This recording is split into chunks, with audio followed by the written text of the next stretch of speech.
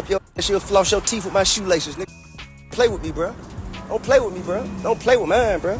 Don't play with mine. Just don't play with mine. I remember how you and Wallow were crying. You and Wallow were crying. Oh, my son got killed. Oh, you were crying. Now you talking about snitching. You goddamn right I'm a law-abiding citizen. Today's fire starts with Charleston White, the man who built his entire brand on shock value and straight-up disrespect. But this time, he aimed his smoke at the wrong person, T.I.'s son, King Harris. For years, Charleston been running his mouth, mocking King at every chance, clowning his every move like it's some comedy skit. But it went way too far when Charleston dragged Trayvon Martin's name into his so-called jokes and started mixing it with threats toward King. And that left folks furious. You don't play with names tied to real tragedy, and you definitely don't target another man's child in the process. That's when I finally said enough is enough. Say about my son, what some grown man had to say about my son, man. Can somebody please just pull me up to speed, man. Just pull me up to speed. How some grown man had some to say about my son. Just pull me up to speed on that, man. Just pull me up to speed on that, man. What fuck ass grown is wasted his whole life doing absolutely nothing. Got something to say about my son at the beginning of his adult life. The Atlanta legend didn't step up as a rapper or an actor or a celebrity.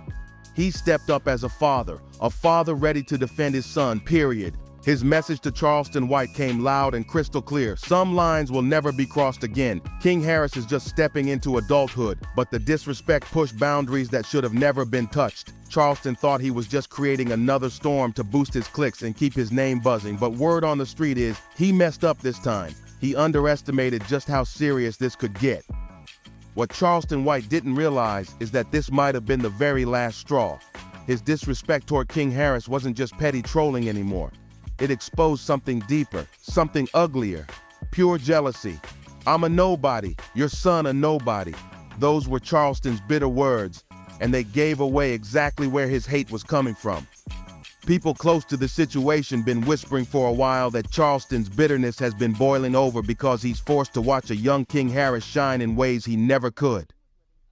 At just 20 years old, King is already commanding respect, moving through the spotlight with confidence and building influence, things Charleston never had, not even in his so-called prime.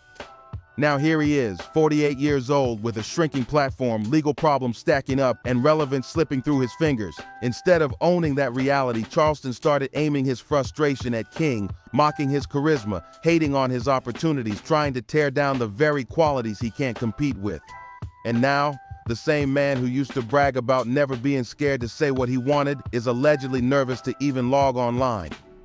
Word is he finally realizes he crossed a line that might have put him in real danger.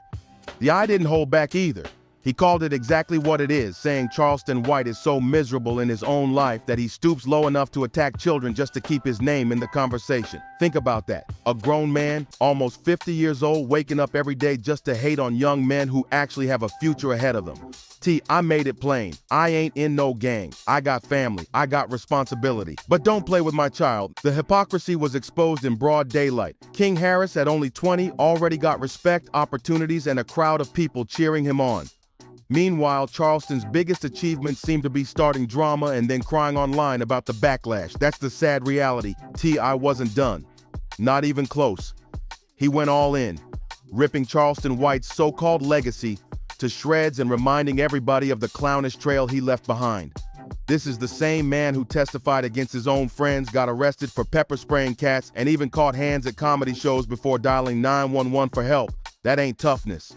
That's a circus act dressed up as a career. And now this same guy got the nerve to cry about King Harris? Deep down, Charleston knows the truth. King represents everything he'll never be. Young, talented, respected, and loved with real family backing him up. That's why T.I. made it clear. Don't play with me, bro, don't. And the way he said it, it hit heavy because everybody knew it was coming straight from the heart of a father protecting his blood. Charleston White trying to keep his name alive by attacking successful black families while his own world crumbles around him. And after being patient for way too long, I finally dropped a warning that sent chills through anyone listening. Play with my child. That's it. No more games. No more tolerance. No more letting Charleston slide with these little desperate rants. But here's the real scandal. Charleston's attacks aren't just about jealousy, they're fueled by a life collapsing in real time. His so-called rise in 2023 fizzled out faster than it began, leaving him scrambling for attention with nothing but negativity to feed off. Now, instead of building something meaningful, he's sinking deeper into one mess after another, with his so-called career reduced to mugshots and public meltdowns. And the receipts don't lie. In October 2024, Charleston White was arrested in Tarrant County, Texas, facing charges of animal cruelty and aggravated assault with a deadly weapon.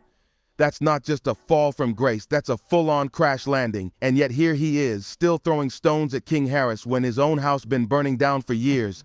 The animal cruelty charge shocked even Charleston White's own followers. Reports said he pepper sprayed a cat. Yes, a cat.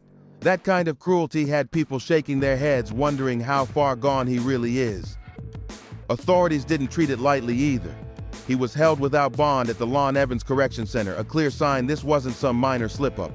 Then, as if that wasn't enough, in February 2025, he landed back behind bars on aggravated assault charges. He got out a few days later claiming the charges were dropped, but the pattern is loud and clear: reckless behavior, repeat offenses, and no signs of slowing down. And through all this chaos, T.I has been watching closely, making it crystal clear that nobody, absolutely nobody, will be allowed to use his son as a pawn for clout. Sources close to him say the rapper is ready to do whatever it takes to keep leeches like Charleston far away from his family, no matter the cost. And the irony here is wild. Charleston White, a man with a history full of betrayals, arrests, and fights, really thinks he's in any position to judge King Harris. Please, the hypocrisy is insane. This is the same guy who once snitched on his own friends as a teenager, racked up charges left and right, and built his so-called legacy on courtroom drama and street scandals. How can someone with that kind of record even open his mouth about King? The audacity is unbelievable. And when you dig deeper, Charleston's life story starts to explain a lot about the twisted path he's on. Born in Fort Worth, Texas in 1977, his early years were soaked in violence and dysfunction. At just 14 years old, he got caught up in a robbery that ended in a man's death, a crime that landed him in juvenile detention for 7 long years. That experience shaped him, but instead of turning it into redemption, it only fed into the cycle of chaos we're still seeing today. During those early years, Charleston White even lost his right eye in an accident, and growing up without a father only stacked more abandonment issues on his shoulders. That rage, that dysfunction, became the fuel for the loudmouth provocateur we see today. Instead of healing, he turned his pain into a weapon, and the internet became his stage. But let's be real. Charleston didn't rise on social media because of talent or genuine advocacy or even a message worth following. Nah, he came up pushing nothing but shock value. He threw dirt on the names of the dead, rappers like DMX and even George Floyd, just to get clicks. He didn't earn his platform. He hijacked it through toxicity. And that's why his attacks on young men like King Harris cut so deep, because they ain't random. They're rooted in Charleston's own unresolved pain. Despite claiming to mentor the youth, Charleston always locks in on successful young black men, especially those raised in strong families. Why? Because that's everything he never had. He's even admitted himself that as a kid, he felt unloved and unwanted. And now instead of breaking the cycle, he projects that pain onto anyone who's got what he didn't: respect, stability, and love. Watching King Harris step into adulthood with the kind of support system Charleston was denied eats away at him. It burns him up inside. That's why he can't let King live in peace, why he keeps tossing his name into rants and dragging his image online. At the end of the day, this whole saga between Charleston White and T.I never started as some calculated feud. It started as a desperate man lashing out because his relevance was slipping through his fingers. And in that panic, he made the worst mistake of his career. He chose the wrong family to mess with. By late 2022, Charleston White was already running out of gas, clinging to shock tactics just to scrape up clicks. His whole online persona was built on stirring chaos. But when the buzz started fading, he went hunting for a bigger target. And that's when he made the fatal mistake of locking in on T.I.'s family. On October 8, 2022, Charleston jumped online with one of his trademark unhinged rants. But this time, he didn't just come for King Harris. He also aimed his venom at Boozy Badazz's son, Tootie Raw. Both young men had just dealt with legal trouble, and Charleston pounced on their vulnerability like a predator circling wounded prey. But instead of showing guidance, the same guidance he pretends to give the youth, Charleston went straight for the jugular. He mocked King's looks, trashed his name, and predicted his downfall with a cruel kind of joy. That wasn't tough talk, that was straight up bullying. And it revealed the truth everybody sees now. Charleston doesn't thrive on honesty. He thrives on tearing down young black men who represent everything he never was. But here's where things flipped. Charleston wasn't dealing with a silent victim this time. King Harris, unlike most who ignore internet trolls, had the backbone to clap back. Just one day later, on October 9th, 2022, King hopped on Instagram Live and called him out in front of thousands. He didn't sugarcoat a thing. He labeled Charleston a snitch, a coward, and someone who preys on the youth just to keep his name buzzing. It was the first real sign Charleston picked the wrong fight, because King Harris wasn't about to let his name get dragged without firing back. King didn't bother rolling around in the mud with cheap insults. Instead, he hit Charleston White where it really hurts, by calmly dragging his messy history into the spotlight. King reminded everyone how Charleston once cooperated with law enforcement and even bragged about it like it was some badge of honor. And here's the kicker. This young man, barely 18 at the time, showed more composure and maturity than a grown man pushing 50. That moment stung Charleston worse than any insult ever could. His whole tough guy persona cracked wide open for the world to see, because deep down he couldn't stomach being outclassed and humiliated by a teenager in front of everybody. But instead of backing down, Charleston showed the world just how twisted he truly is. On October 10th, 2022, he doubled down and escalated his rant to full-on threats that left people speechless. He invoked Trayvon Martin's name, dragged George Zimmerman into the mix, and crossed into territory so reckless it should have ended his career on the spot. This wasn't trolling anymore. This was a grown man making threats against a rapper's child while weaponizing one of the most painful tragedies in modern black history. The backlash was immediate, and it was ugly. Fans and critics alike said Charleston had finally gone too far, even for him. Using racial trauma and tragedy as tools in a feud with a teenager exposed how dangerous and toxic his brand of shock jock content really is. What he thought was another attention-grabbing stunt turned into the clearest proof yet that his whole act was built on cruelty. And the internet wasn't laughing anymore. But Charleston didn't stop at reckless words. He actually bragged about contacting the Atlanta police and even Fulton County DA Fonnie Willis, trying to get King Harris arrested. For a man who constantly claims he's all about helping the youth, that move exposed the truth. His eagerness to throw a teenager into the system wasn't just petty, it was hypocritical at the highest level. That call confirmed what everyone had already been whispering. Charleston doesn't care about guiding young men. He doesn't care about mentorship. He wants to destroy them, period. And when T.I found out Charleston had taken it this far, all patience went out the window. On October 10th, 2022, T.I came back with fire, making it clear Charleston crossed the line he could never walk back from. This wasn't about music, this wasn't about comedy, and it definitely wasn't about clout anymore. This was about a father stepping into warrior mode to protect his child with the kind of fury that only comes from real love.